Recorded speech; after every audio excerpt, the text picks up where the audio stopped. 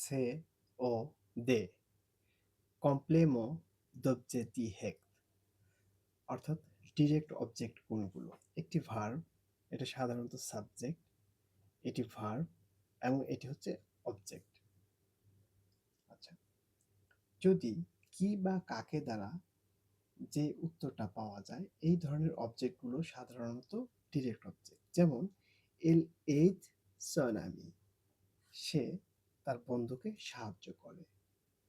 অর্থাৎ আমি যদি এখানে প্রশ্ন করি সে কাকে সাহায্য করে, এটার উত্তর আসবে হচ্ছে তার বন্ধু, অর্থাৎ সনামি। তাহলে এটা একটা ডিরেক্ট অবজেক্ট, অর্থাৎ এটা হচ্ছে একটা সে ও দে। তাহলে ডিরেক্ট অবজেক্টের ক্ষেত্রে যে প্রোনাউনগুলো বসে সেগুলো আমরা আগের ভিডিওতে দেখেছি। তাহলে সনামি এটা যেহেতু পুরুষবাচক শব্দ, সেহেতু এটার পরিবর্তে যে প্রোনাউনটা আসবে সেটা হচ্ছে লো। মানে বাক্যে এই তার বন্ধু এটার পুনরাবৃত্তি আমরা না করে এটার পরিবর্তে একটা প্রোনাউন বসাবো, লো বসাবো। কেন বসাবো? কারণ সনামি অর্থাৎ তার বন্ধু এটা একটা ডিরেক্ট অবজেক্ট, আর এটার পরিবর্তে লো বসে। তাহলে এটা কি হবে? এল লেইদ।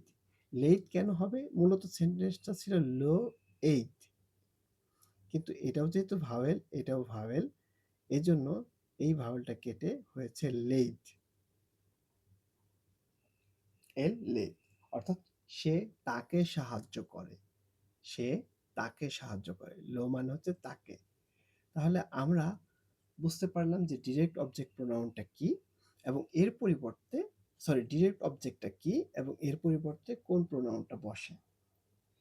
Je vois Mario, আমি মাহিওকে দেখি।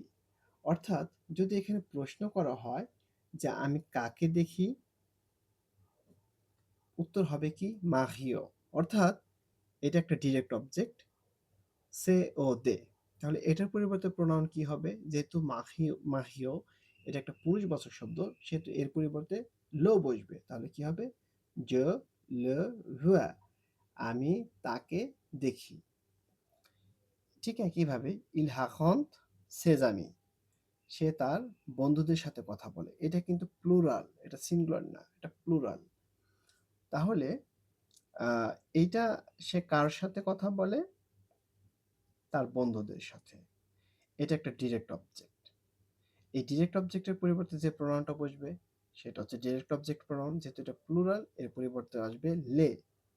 ইল লে হাখন্ত, সে তাদের সাথে কথা বলে। যে হুয়া মাহি, এটা একটা স্ত্রীবাচক শব্দ এবং যেহেতু এটা একটা ডিরেক্ট অবজেক্ট, তাহলে এর পরিবর্তে কি বসবে? লা।